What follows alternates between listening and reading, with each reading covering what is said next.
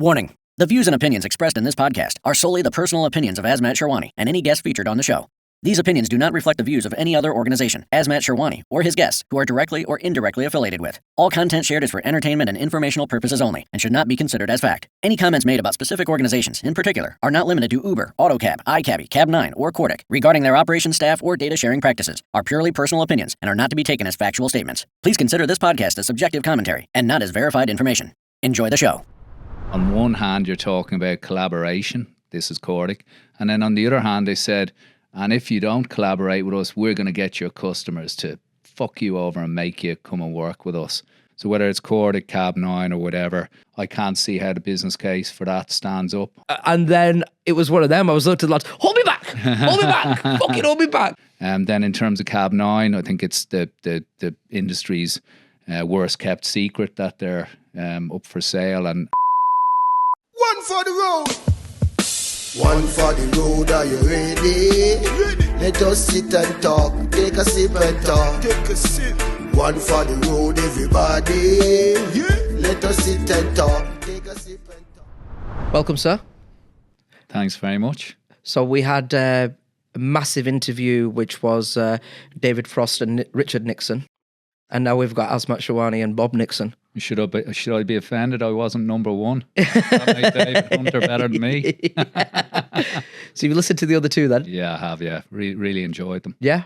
Great. What did you take back from them? Well, I enjoyed David Hunter's sort of fun and, quite an enjoyable listen. And with Akil, I really liked his directness. You know, you two obviously have a relationship that goes beyond our industry. And just to hear his direct views on things, I didn't agree with everything he said, but I think that's the point. But I learned from it. Yeah, good. Because like I said, I mean, I've said it in the beginnings of the other two, but like the main point of this is so we can have a... it's almost off the record, but with a few thousand people listening, and it's just a couple of mates having a pint and chatting through issues on the industry, a little bit more about everyone's organisations and stuff, but without going into sales pitches. I think that's rich coming from me, but You mean I don't have a chance to sell iCabbi? Buy iCabbi. We'll try and avoid it. But but before we start, so one for the road. So we'll do a cheers, my mate. Sláinte, as they say in Ireland. Sláinte. Say that again. Sláinte. Lovely. Great. So I've taken a lot of criticism about the pints looking flat. So I just want to be clear to everyone, it's cider. It's not beer. We're not serving our guests shit beer, so don't worry about it. Well, funnily enough, we were taking a bit of flack in industry WhatsApp groups about too much drinking, which I thought was hilarious given the amount of other photos you see up of pool parties and whatever else. But yeah, so maybe this is just underlining that. Well, yeah, to tell you what, you said it, so I will ask you about it. So then, in terms of when I think about cultures and company cultures, when I created Dotted, it was I tried to copy the iCabbi culture because I wanted, one, my staff to love me and think it was a great place to work. Two, my customers to love me because at the end of the day, I always put on a great party and they all have a great time and all that kind of stuff. So your culture is incredibly important, and you guys have knocked it out the park. Do you feel that there's been, since the Renault takeover, a corporate identity and you've had to try to reduce that, or you have been criticised for it? So what are your thoughts on it? I think it's like everything else. Your business evolves over time. We've had the incredibly fun, rapidly growing times in our early years, 2015, 16, 17, we were absolutely flying it. And we enjoyed a bit of a party while we were at it, play hard, work hard kind of thing. And as we get older ourselves, I suppose you kind of change a bit as well. So, I used to be the guy out till 5 a.m, maybe with you, Azmat. Now maybe that's 12:01. Yeah, yeah. I think like with, I think there has been a change ultimately, and I think, from my opinion, outside of looking in, I think you guys have kept the funness and what you're about. So, for example, when you're a startup and when you guys were quite new, whereas Gav was everybody's mate, and he was out there and socializing and doing all because you're trying to build up the business up. Yeah, that's great when you're a startup, but when you're now like the market leader and you are wanting to be the IBM or wherever you are, you need a leader like Mick who's there, sits at the top, and it's yes, he is corporate, but anyone who knows Mick Hope on a personal level will tell you he's a great laugh, and he'll great laugh, exactly, yeah. I mean, he's great to hang around with, and he really gets on with the customers and stuff like that. So I think I think that's the next level, and that's what you guys actually ultimately needed. But yeah, I think. Well, sorry, can I just say some things which have always stayed? Go on. And that's honesty, integrity, humility, and they're things that I think separates us from a lot of other businesses. They're things that stand the test of time. You're either that way or you're not, and people can pretend to be, but they'll get found out eventually. And I think if we look around our industry, sadly, those sort of values aren't replicated everywhere we look. Yeah, so I mean, if you think about the first podcast I did with David Hunter, he said that he found that the Autocab and iCabbi systems were close. I don't agree with that. I don't think they are. But ultimately, he said his ultimate decision was made on the values, the trust, and the people. Yeah, and I think that is something that you guys have maintained magically, and you've done really, really well. And I think that's why I think we've got a special relationship with Dotted and iCabbi. We've always had a special relationship from day one. Now, which some try to portray as being a dirty relationship, or underhand, or something which is absolutely ridiculous. Well, if you have a business relationship with someone, what's the problem? Well, that's it. I mean, like, I'll get into. Since you've touched on it, once we're talking about, I'm going to obviously ask you about other DMSs, and I'll talk about how our relationship first started and where it came from. So that I've never really done that before, so I'll happily do that. But I think what makes me laugh is that it's some people will say things like, "Oh, Azmat's looking after iCabbi. Oh, of course he is. Like I'm like I'm being like you're cheating on your wife with me, and I'm a dirty little mistress. Oh, like I'm a dirty little mistress. Do you know what I mean? The industry prostitute over here. But I think what's the funny thing for me is I own a sales and marketing company. Yeah. Yeah. Okay. You guys pay me to support you in sales and marketing, and that's what I do. It's not a secret. It's what I do. So, in terms of the events, we've got. So we've done business with Cab9, Autocab, Cordic. Let's see, everyone you can think of. We've got 20 or maybe 30 or different people we've helped promote their businesses through sponsorships and stuff through the shows, and they pay us money to do so. The reason iCabbi always sit at the top is obviously you saw the value in it, and you always headline sponsor. You guys you'll pay more money. You've got deep pockets through Renault. You'll always pay us more money, and it's a business transaction, and that's why we. And also we'll always be discussing: are there any other ways we can grow our relationship and push more business your way, which leads to more growth for us. It's a win-win. That's it. And I mean, I think whatever we've done for you, we've done well. I think like the fact of the matter is we're now, God, how long are we in now? Probably 6 years now deep. Must be that long. That's mental, isn't it? If you think about it, mental. Sorry, on that note, I mean, we wouldn't still be, pushing money your way if we weren't seeing results. So, in terms of you being a sales and marketing house, if I was to give you a bit of promotion, I couldn't recommend you highly enough. So thank you for everything you've done for us. Thank you very much for saying that. We'll use that as a soundbite. That's incredible. So let's talk about, I've got to ask you, I can't have you here today and not talk to you about the competitors, where they're at. So what I'm going to do is I'm going to start off with the competitors, then I'm going to go focus back onto iCabbi towards the end. You should have got a few more of them into me first. So we'll start with Autocab. The reason we're going to start with Autocab because historically they've been your biggest competitor. Obviously I was Autocab. Sorry about that. But we... well, there's stories there. Oh, there's a few stories there. There is a few stories there. Do you remember when we... God, I can't remember. Billy was saying this. Do you remember when we nearly had a fight? Yeah, I do. Thank the Lord we I didn't. remember saying to you, you would never ever work with me on anything. Yeah, In a casino somewhere. Yeah, so we were in we were in a casino, and what had happened was I'd seen you were with David Wright at the time, and I was with who are now the Dotted Boys, and I'd had surprisingly I'd had a skinful too many. I'd come over and I was being Larry and whatnot, and I totally instigated it, but ultimately you'd said something like, you'll be asking for a job, but I'd never work with you or whatever. And my response was, are you taking the piss? I'd never work for you. I work for my best mate. Who was that best mate? That was Hassan Abad. So I was like, I work for my best mate. Why the fuck am I going to work with you? And then we got into each other's faces. And then I looked up, I thought, fuck, he's a lot bigger than I thought he was.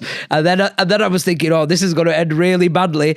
And then it was one of them. I was looking at the lads, hold me back, fucking hold me back. Because I'd already... Seriously, there was no love lost between us. Oh, not at all, mate. There's deals and so on that I can think of that were lost either way. I can remember we had a big deal in San Francisco we were about to sign, and you came in and totally fucked it up for me, which I thought I'd never forgive you for.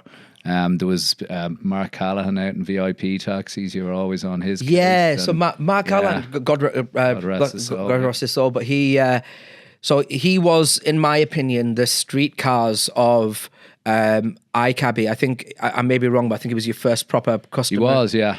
And actually, they epitomised everything that we were doing in terms of us bringing disruption to the market, because the reason they came to us was initially they were not really interested, and we were a startup in an accelerator sort of program, and they had a flood in their office. They had an apartment over the office, and a shower was left on or something. It flooded their server room, and they then realized the cloud is the future. So back then the cloud was probably a bit like AI is now, where people going, cloud, what's that? No, I want everything on site. But sorry, go on. You were saying about Mark. They were like the streetcars of Dublin to us. They were our first big customer. So obviously, like at a time at Autocab when iCabbi had come in and you guys had...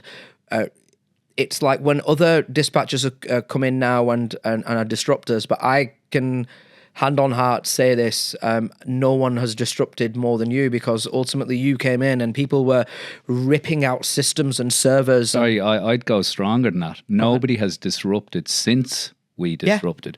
All that we're seeing nowadays, and look, there's people who are going to pick this apart, but we're seeing, incremental evolution. There's been zero disruption since iCabbi came on the market. We brought in cloud-based technology, which totally tore up the server side of things, reduced costs massively. We replaced meters in cars with using mobile phones. There were PDAs before that, but they're expensive. Mobile phones were inexpensive. You could have a meter in there. That meant instead of, if you wanted to acquire a company or grow, a 50-car company had to fit out with 50 meters. That's 100 grand. That's all gone suddenly.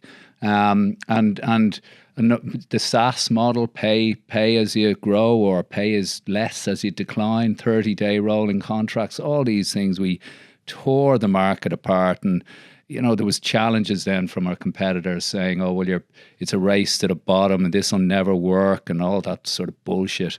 And well, clearly it did work because we're now the biggest in the world. But it's also clear that disruption is a once in a generation thing. It doesn't come lightly, even if people paint it as such. So because you had done that, but the Autocab owned the market before iCabbi came along, right? So it was the prominent dispatch system, and if you think about the customers like your James Bradley's, Arnie Singh's, and Andy Pennock. Andy Pennock, the main man himself there, Andy Pennock. So all those people who had left, and they were like, call it the bread and butter or the key Autocab fleets, etc. So for me, and do you know when you said before about there was no love lost and stuff, but I think that just shows about being passionate salespeople, because my differences with Autocab or whatever's gone on, I think one thing they would never take away from me is like I used to fight my ass off for that organisation. I do for anyone that I've ever worked for, but ultimately...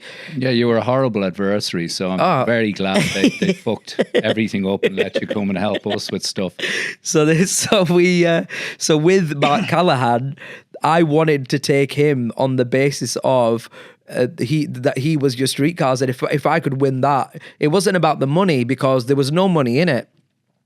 I was offering him a free system, right? Yeah. So ultimately, I went to Mark Callahan and I was saying to him, right, we will give you a free system, and don't pay us anything, and come and join Autocab and leave iCabbi. And it was months of taking him to football games and United and doing this and doing that and trying to get him on board. But yeah, I think loyalty took over, and not just that. I think you guys did a great job of showing. Yeah, and what I would say also, look, as we grew so fast, there were dirty trick campaigns used against us.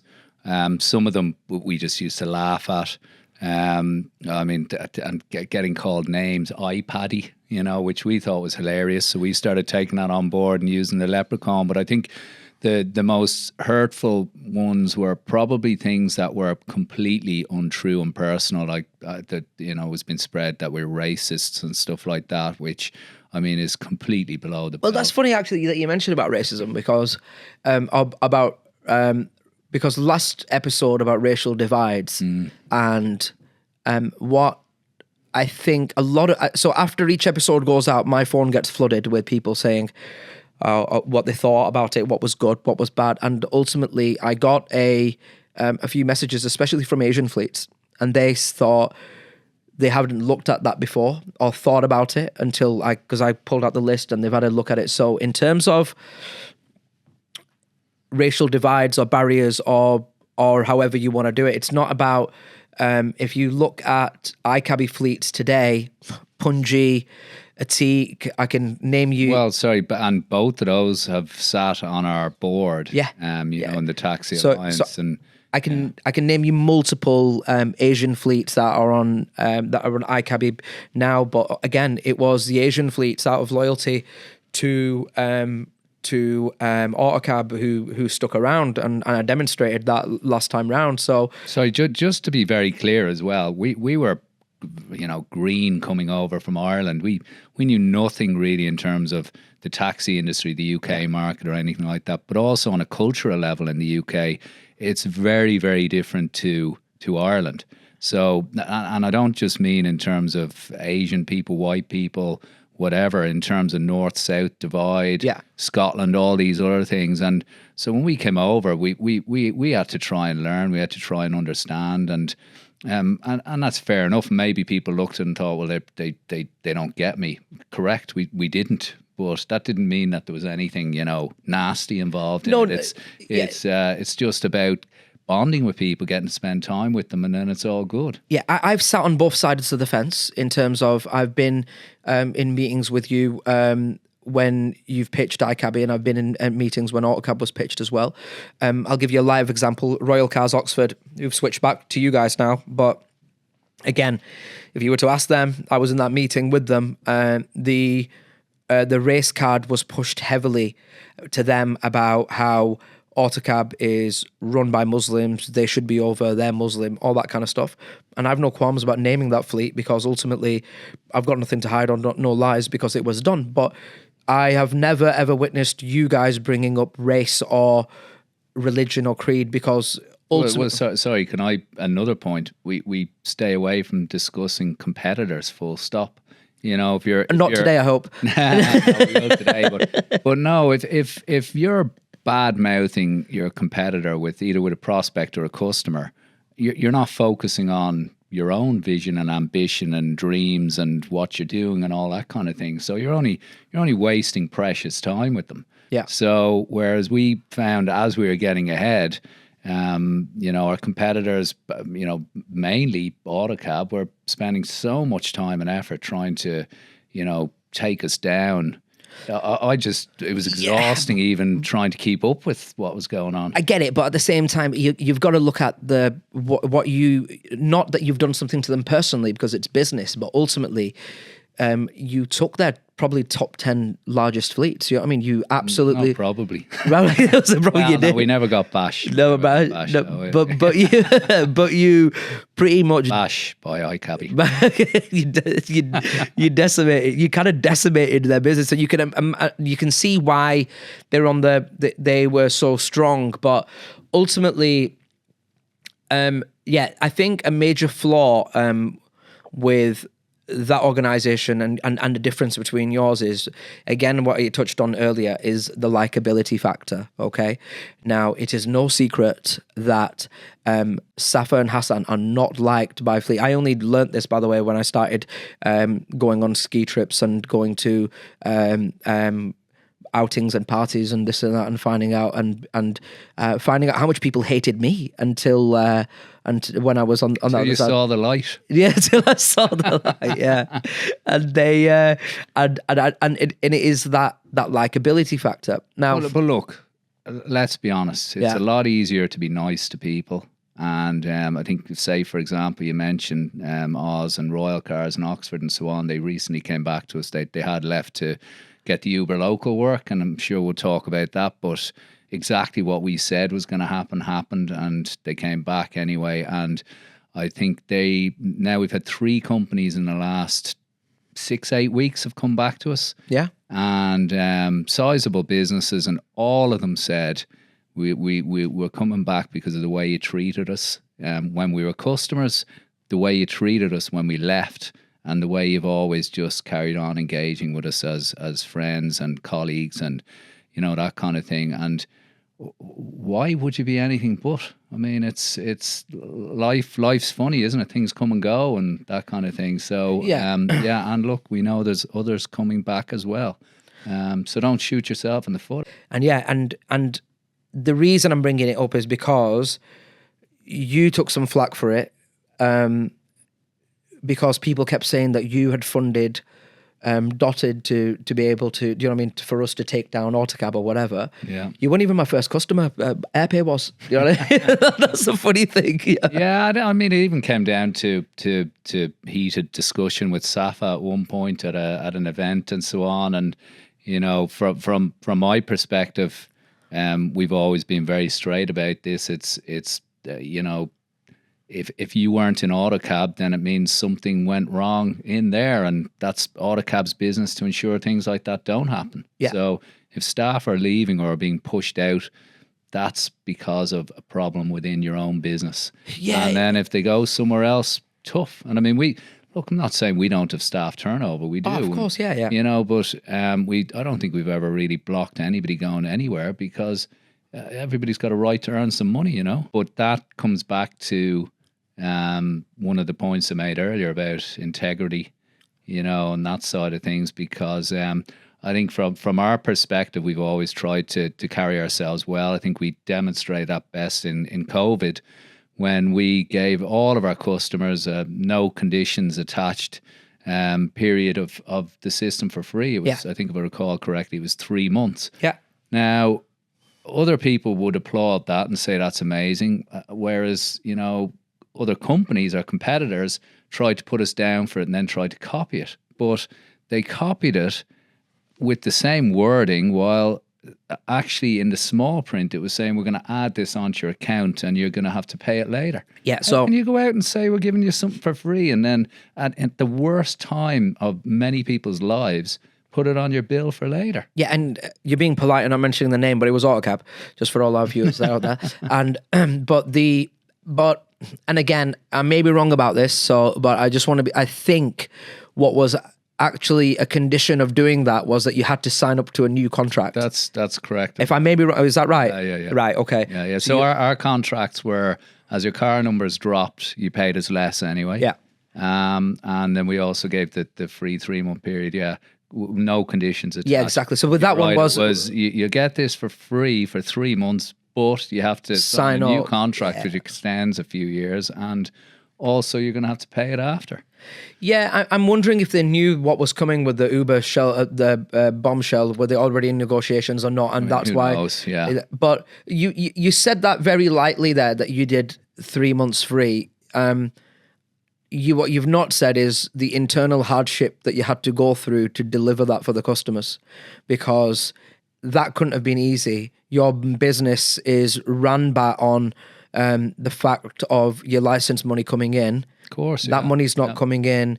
Cuts internally, and friends. Not like so many other businesses. Of course, we were facing challenges, but it was the right thing to do, and there was customers there.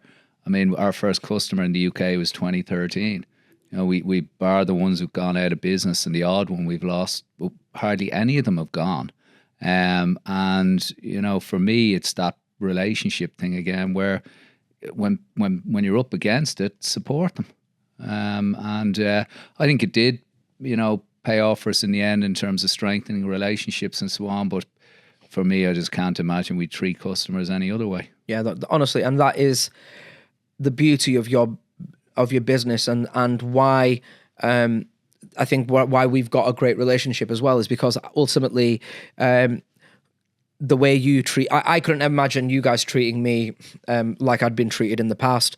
You can tell by the kind of people you were, and also we've got one great thing in common, where we're just having a great drink. So ultimately, it's always been a great laugh.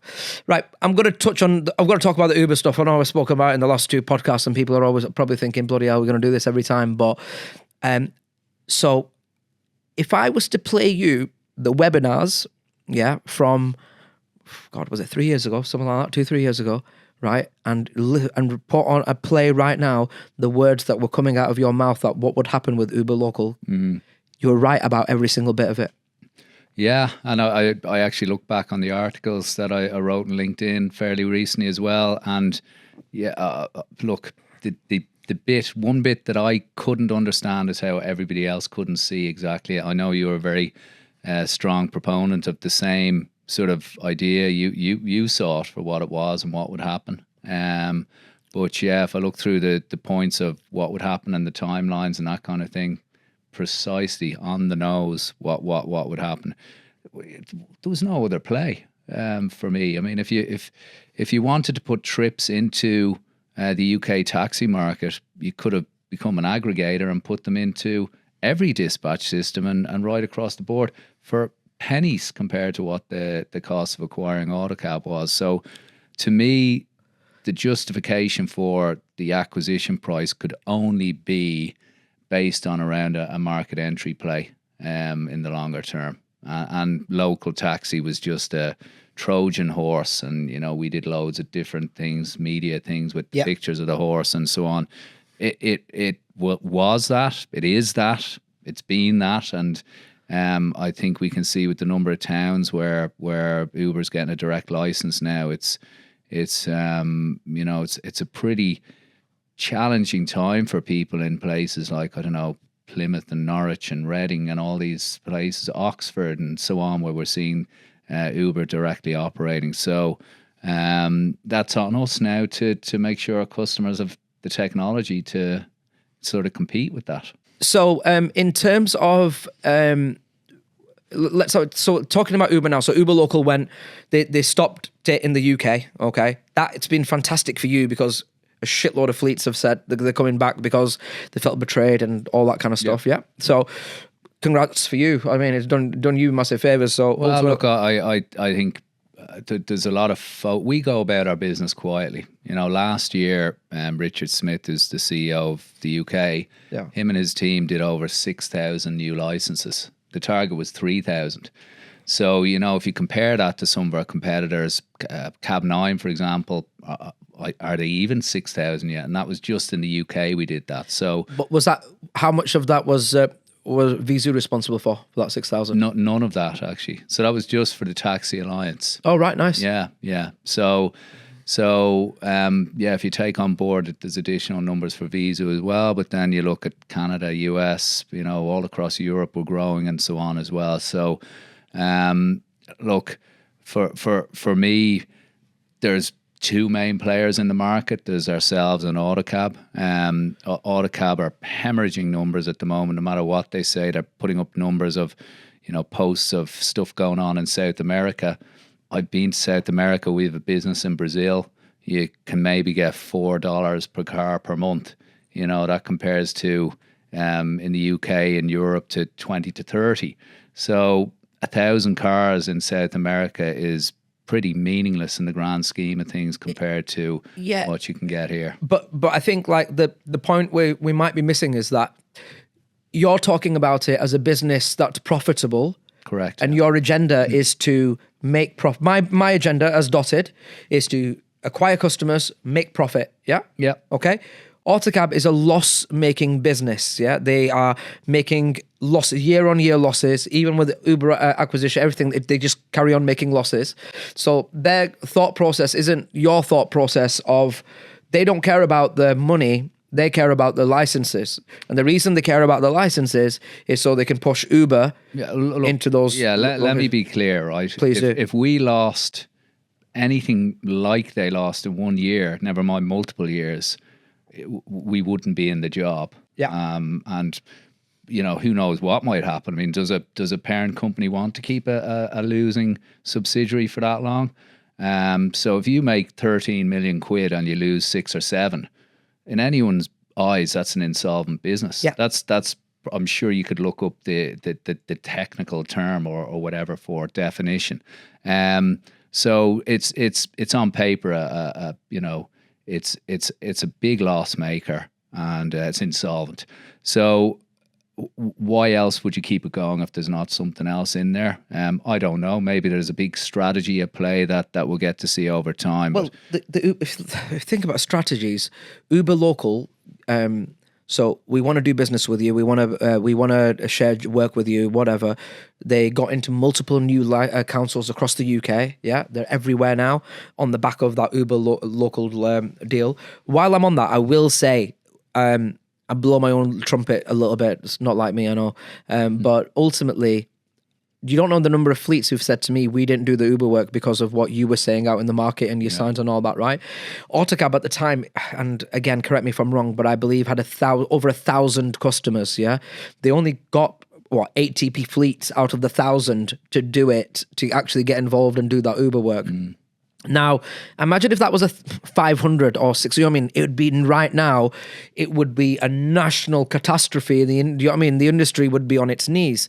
So my point is that that's what happened over there in the UK. They've got that, closed it down. Now you're seeing it in Europe, where they're going into European fleets. They're at every trade show internationally. Yeah, I've seen they're doing a trade show in Mexico coming up, and we're also seeing European fleets who already have who've signed with them, who've already realised what they've done, wanting to get out again. It's all. Hopefully, that message spreads to all the fleets in Europe that hey, that you'll be sold a good idea with a very, very low cost, because they're going in with entry level costs that to us would be loss making. Yeah. And that's probably reflected in their accounts. So they're getting in there to build that network. Well, that's exactly my point. So if it's loss, it's going into I don't know how these fleets aren't seeing red flags as it is. I know they did a massive deal in Scandinavia. I believe they meant a massive one in Scandinavia, but again. Which was a deal we pulled out of. Because of? Price. Okay. So we don't do business where you can't make money, and we're unapologetically profitable. Like if people want to screw us and price so hard that we can't make money, fair enough, we're not the right business for you, and that's what happened in Finland. But what I'd also add to that is we invest back into our customers. So as you saw with COVID, we help customers out, but also our partnership with Google, which is very interesting to me, because we had our customers saying to us, we want you to give us the same technology as Uber. Yeah. So we went out, had a look around, and said, okay, well, Uber's powered by this Google Fleet Engine technology.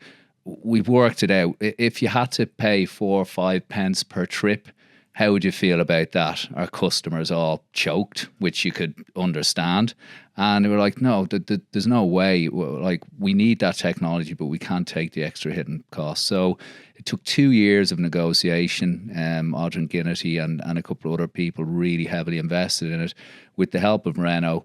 And it's multiple millions we're talking that we're spending on Google with no additional charge to our customers. If we hadn't been charging enough money to be profitable, we never would have been able to do that. Yeah. So it's like it's win-win to have us profitable for the type of business that we are. And it's exceptional now. I think people originally just thought, oh, it's about addressing and routes and that kind of thing. Yeah. It's not. No, and to be honest with you, it's a bit annoying. So, like, when I've supported you in some deals in Europe, and you start talking about Google Fleet Engine and what it actually does, people are like, "Holy shit! Wow!" You know what I mean? And oh my god, I've got the same platform and tech as Uber and Lyft, and I can do. I mean, and they're like astounded by it. Whereas if you check out, I'm going to talk about the WhatsApp groups quite a bit, but the WhatsApp groups at the minute, honestly, even like people are saying things like, "Oh, it's just a better Google Maps." And stuff like that. And it's very interesting to me as well. Would say that the likes of Cordic bringing out Super Yes, and they're banging on about sharing trips with other fleets, and if you're losing trips and so on, focusing on completely the wrong thing. What we need is to have our taxi companies much more efficient, to have the right cars picking up the right trips in the right places based on all conditions, whether it's weather or traffic or whatever else. And that's what Fleet Engine gives to us.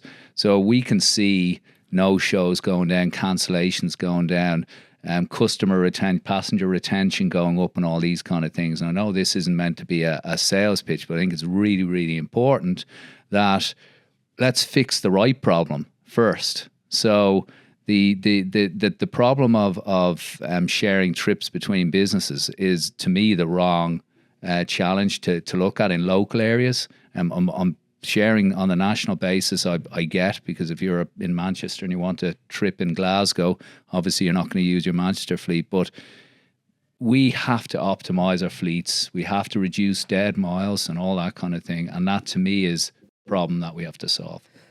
So you mentioned Cordic, so I'd like to talk about Cordic for a minute, if that's all right. So, and also about the job sharing. So I'll be honest with you, when it comes to fighting the likes of Uber and stuff like that, and people sharing jobs across dispatch systems, I'm all for it. Okay. Now, the reason I've been all for it is because I've always thought stronger together, and I get it, and I get the message that. I get the message that what Cordic and Cab Fusion, when it was Cab Fusion, were trying to get across. I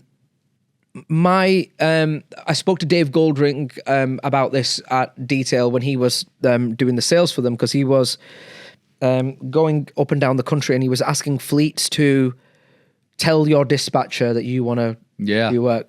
Now, you told me you weren't a fan of that. Look, it's. I think at the PHTM last year there was an open discussion, and on one hand you're talking about collaboration. This is Cordic, and then on the other hand they said, and if you don't collaborate with us, we're going to get your customers to fuck you over and make you come and work with us.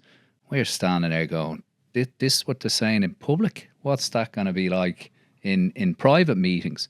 So I mean that really did turn us against the idea. So tell me. So obviously, I've told you that I can see why the industry should do it, but I'm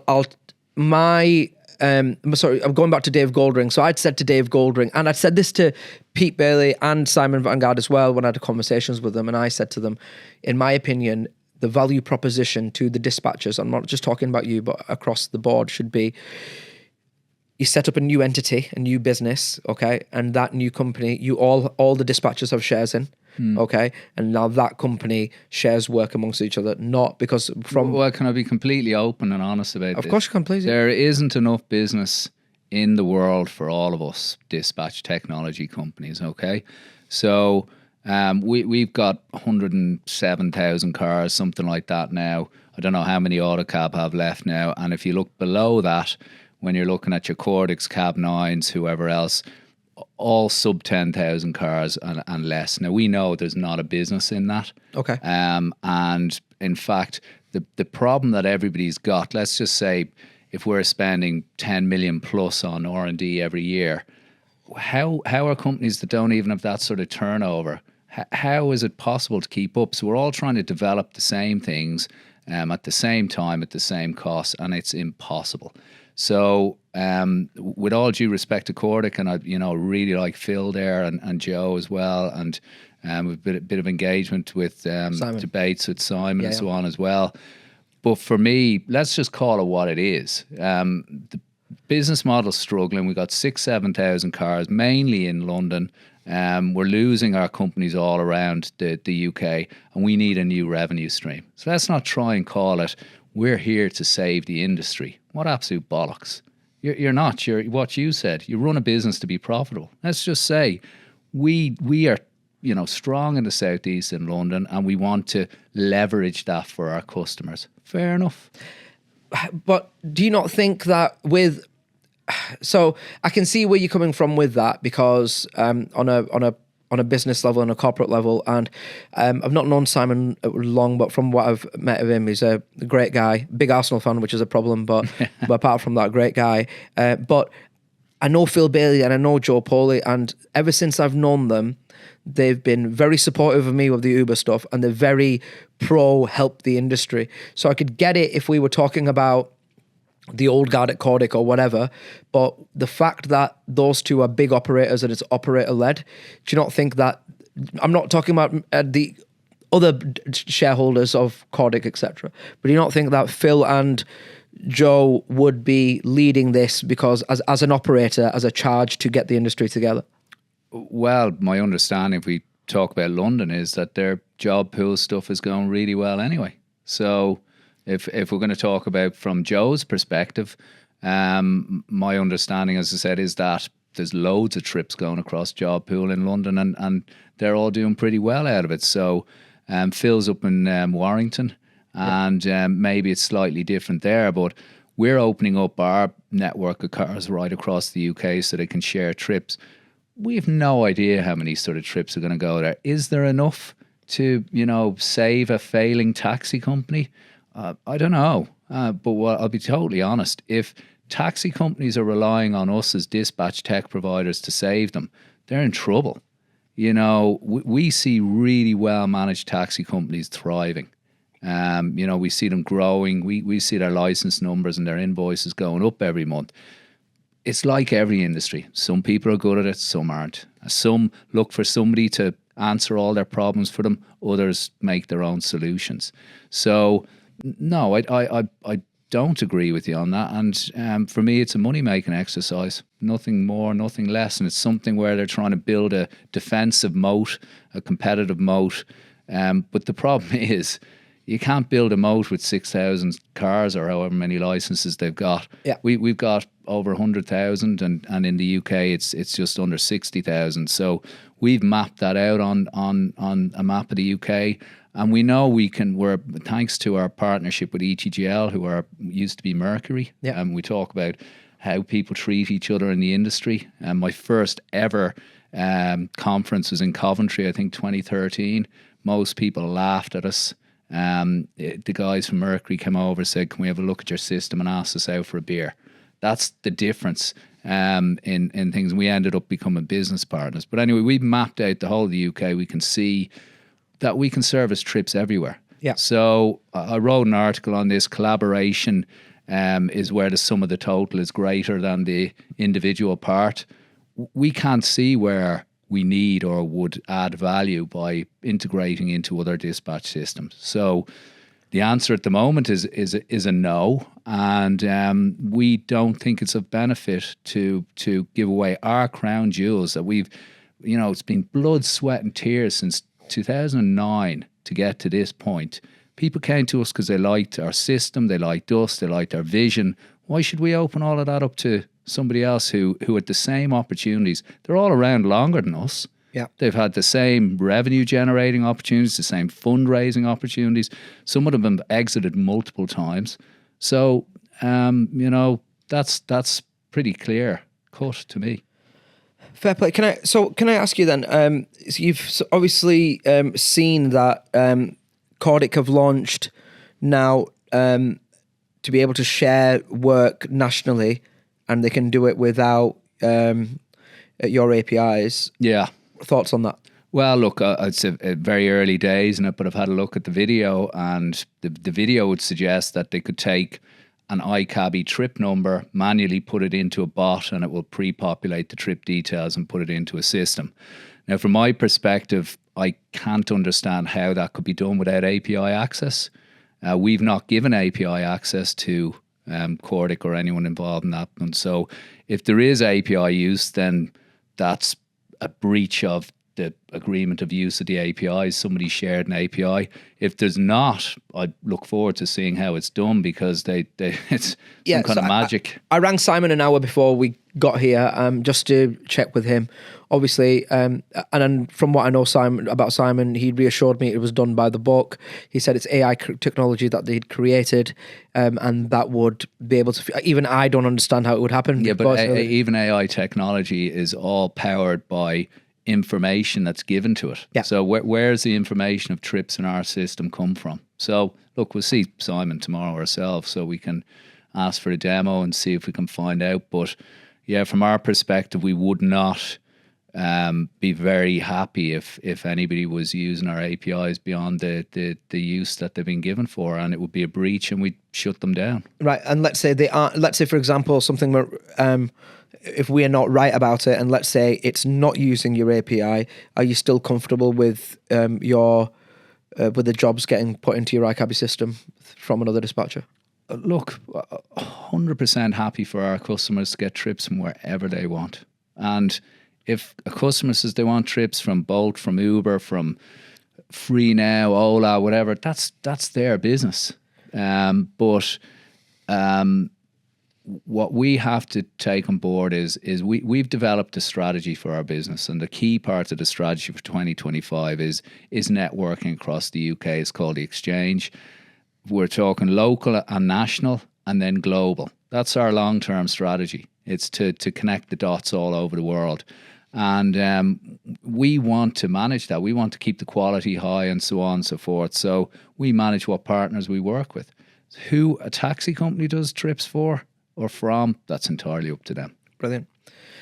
Can I ask you, I'm going to touch a little bit back because I forgot to ask you this about Autocab, and I'm going to ask you about Cordic as well. What do you think the future holds for them in terms of, let's do Autocab first. So in my opinion, with Autocab, it's going to get to a point where either Uber will just shut them down, or what the most logical thing for them to do would be to get to buy it back from Uber, and funding going to their fleets and getting them to support it and get shares, and taxi alliance model almost to be able to do that. What do you think the future holds for Autocab? I have no idea. I mean, the future's not for us to see, but no. Well, you've seen it before. You saw the future with the Uber stuff, yeah? Well, okay. Make I'll a give prediction. a little Bob's crystal ball. There you go. Make a prediction. Look, it's not rocket science. There's no business can survive that's continually loss making to the tune of 50% or whatever it is. I mean, it's incredible that they're still on the go. So fair play, whoever they persuaded to keep bankrolling that. So yeah, if it was me who owned a business like that, I'd say you'd have to sort it out in whatever amount of time, or it would be divested of, or whatever, whether that's by acquisition, management, buyout, whatever. So, and I that for me also stands with all of the other dispatch technology companies. So whether it's Cordic, Cab9 or whatever, Cordic, I've said to them, and I'm been quite open in articles and so on as well, I can't see how the business case for that stands up. I wouldn't put my own sort of money into it in the same way that the shareholders there have been, but they obviously have a greater visibility of what the goals and ambitions are. Then in terms of Cab9, I think it's the industry's worst kept secret that they're up for sale, and my understanding is that they're very, very close to signing off, and that they're actually in a period of exclusivity with a potential suitor. And, if they want to say I'm wrong on that, fair enough. But if I was their customers, I'd be asking some very, very hard questions, direct questions, and backing them into a corner on it. Because even if they're in an NDA or an exclusivity, they still should be able to at least indicate to their customers whether what's being said out there is true or not. Great. So look, you've touched on Cab9. So obviously there's been a bit of movement, and there's been let's say a few customers of yours that have gone to Cab9. Are you worried about Cab9? In no way do they place great concern for me. There's no sleepless nights about them. Our focus and strategy is all about getting taxi companies what they need to compete with ride-hail companies. So don't really give them a second thought, to be honest. Okay, so let me ask you another one. So you've had some quite notable fleets shift. So you had, Ian Shanks being the main one, I would say. So when I first joined the industry, people like Ian and the ride group, should we say, were real advocates and influencers for iCabbi. He switched. You've had people like Wellman Cars, much smaller, but Claire and Frank were very vocal and very supportive of you guys as well. So you've had a couple of real key fleets to switch. Okay. Yeah. So that's not since then, really, but yeah. Okay. That's a long time ago now. And look, obviously Blue Line with Ian and Tom leaving was a massive hit to us. Huge amount of respect for them. And as I said to you, we've had others come back. So I'd always hope that the door is open, and we've, remained, cordial with each other. And who knows what might happen there. But and then in terms of Claire and Frank, Claire was a director on our board. Really, really sad to see her go. There was a bit of a kerfuffle at the end in terms of how it all ended and so on, and she got quite upset, and so did we. But look, it's weird. Our business is that people are so attached to their dispatch technology company. And the one thing I always said to everybody leaving was, if you have less cars in 6 to 9 months' time, and you always lose cars when you move a system first and then you build them back over a few months. If you lose 10, if you're down 10 cars in 6 to 9 months' time, would you deem your move as a failure? And I'd be told, oh, yeah, definitely, yeah, that would be a failure. Now, I'm pretty certain none of those companies have grown in terms of number of cars. I'm not privy to their revenues or anything else like that. So it's kind of beyond me in terms of why or what it is that people stay or move to a system for. Business is about revenue, profit, growth, all these things. So you might move for technological improvements, but at the end of the day, if it doesn't cut costs, if it doesn't increase profits, what is the point? So, and I'm not talking about the fleets who I've just named, but you've had fleets who've left you, okay, and who are really sour about iCabbi and the comments that have been made, etc. And that's why I just don't get. So do you have an explanation of why? And by the way, this one thing I've got to absolutely applaud Cab9 for, what they've done, is they've built I can't comment on their technology because I've not seen enough of their technology. You said you've done the comparisons and stuff. Had independent comparisons. So I've not seen those, and nor can I comment on their technology. But what I can say is, what I can applaud them on is the community they've built. And Tapit has made these, not say made, but he's obviously, he's got these companies to be so involved, and they absolutely adore Cab9 that much that if I was to say anything negative, right? These are like a religion or something, is it? But basically, trying to say, Azmat. But this is what I'm saying. But so iCabbi fleets, I've always been really close to, right? So for example, so if I was to say some of these fleets who are currently on Cab9, who were on iCabbi, really close mates of mine, and from the iCabbi days as well. I'm telling you now, if I was to say, oh, I don't think the app's good, or I don't think this, just off the top of my head, I guarantee to you they'll never speak to me again. It's like it's mental, right? That's the only word I can say. So let's just say if we had a business using Sage as an example, and someone said, "Oh, well, I don't like this and I do like that," fair enough. It's a measure of what. So why is it in our business that people are getting so wound up about different dispatch systems? So can I not say, well, we have an incredible phone system, and Cab9 don't? That's not a criticism. They just don't. They don't own a phone company. But yet, if I was to say that somewhere, that would be deemed criticism and so on. And it to me is, it's a bit like an incredible community, but maybe they should take a step back from time to time and look around and just sort of take a deep breath. So I think a big part of it is, though, when I think of the community, do you know who it reminds me of? About 7 years ago, community-wise, it reminds me of you guys. Yeah. So because you had that community when I was Autocab. You're right. You're right. And everybody said the taxi companies had chairs and this and chairs, exactly, and it was all the same. Yeah. It was all the same. Fair point. Yeah, exactly. This is what I'm trying to get it back to. Yeah. When you guys were so close with now, all let the me ride just guys. say on that though. Go ahead. That we grew like a rocket ship. Yeah. So that family thing stayed around for a year or two. I think Cab9 are as old as us nearly. So, obviously they were in the taxi part a bit less time. So as a business, you need to be getting out of that sort of family sort of types of things and professionalize and scale and that kind of thing. So it's a really fun time. And listen, I had the best time ever during those few years. But, ultimately as a business, you have to have aspirations to go beyond that. You don't want to be a teenager your whole life. No, but there's so I was talking to Martin Walker yesterday.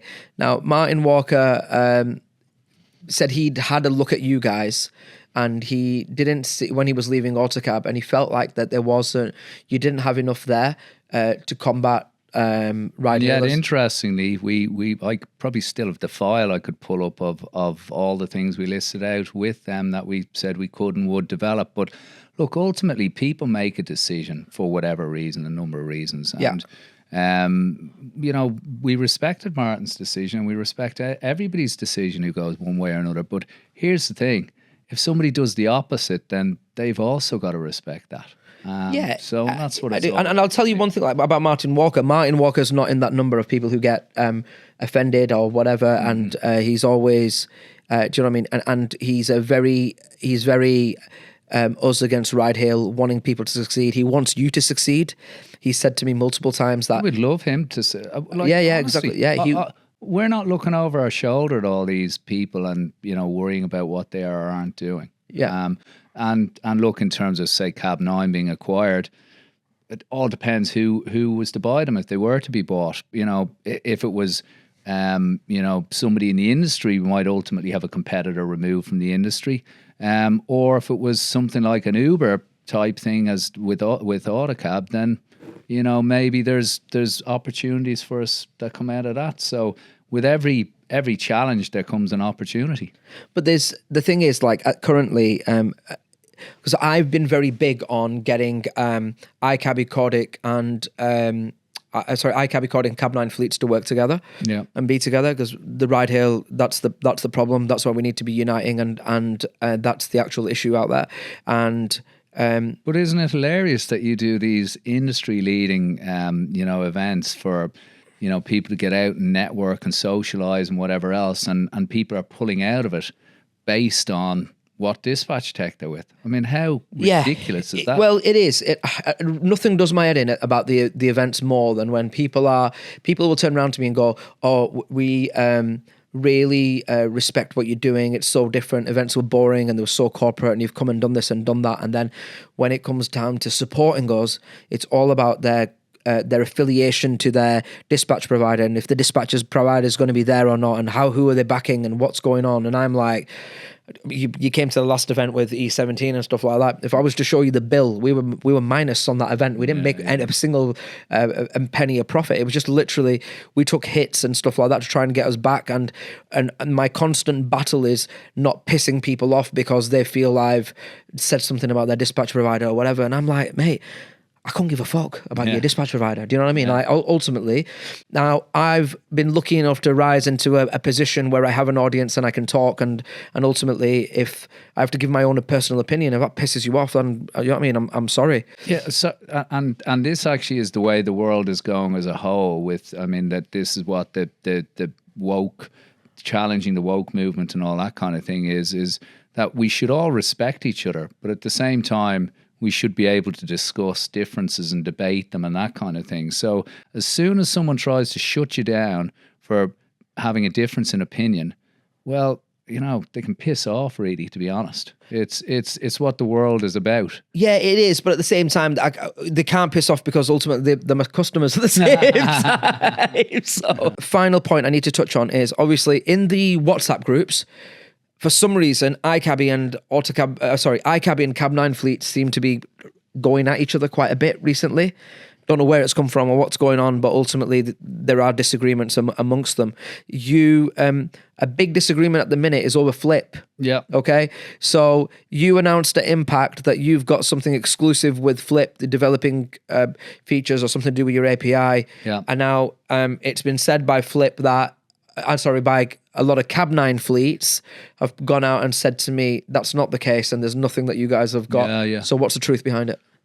So look, we've got a build, buy or partner strategy in terms of our tech at the moment. We've done a load of acquisitions and we looked at our voice solution and we looked at Flip and we saw the Flip being focused just on AI-based voice solutions were getting ahead of us and we'd have to invest more heavily to match that. And we realised, what's the point in us trying to develop the same tech? So we have signed an exclusive reseller agreement, and I just had a look at the contract again before coming on, and we're the only company in our space that they can do a reseller partnership with, and we're doing a white label version of Flip that will be built on and developed using our APIs. And we'll continue to develop that in partnership with them. But it's going to be called Voice AI. It's iCabbi's Voice AI, even though it's powered by Flip. And we know, looking at our system, that we have the most comprehensive APIs, and that then means that other companies can't match the functionality that we're going to build in. Whether they can catch up in the future is another matter, but that's it really, and we're very, very excited about this. This can be huge for us, and we can develop really fast with them because our systems fit hand in glove together. And I don't think there's any other dispatch technology out there that will work so well with it. So, we can pick apart the contracts or the agreements or in terms of what's being said by who, but ultimately we have an exclusive reseller deal with them. And we'll be developing the product going forward with them as well. Cool. I think we've covered off a hell of a lot. It's going to be a great long episode for people to delve their teeth into. I just want to say thanks a lot for your honesty, and you've not handled it like a politician. You've actually you've answered. Well, I might get a slapping for it somewhere along the way. Yeah, I'm sure you will. Might trip me up coming out. Oh, there's a few sound bites on here that's gonna get some views. I'll tell you that. Yeah. But genuinely. Honestly, you're a top guy, a great mate, and I've said it for years, a real mentor for me in the industry, and can't thank you enough for being here today, mate. Same goes, and thanks for everything you do with us and for us, and really appreciate it. Top man, thanks, buddy. Thank you. Cheers. Cheers, buddy. Launch you. One for the road. One for the road, are you ready? Let us sit and talk, take a sip and talk. Take a sip. One for the road, everybody. Yeah. Let us sit and talk, take a sip and talk. Let's go. Make we talk, make we talk, make we talk, make we sit.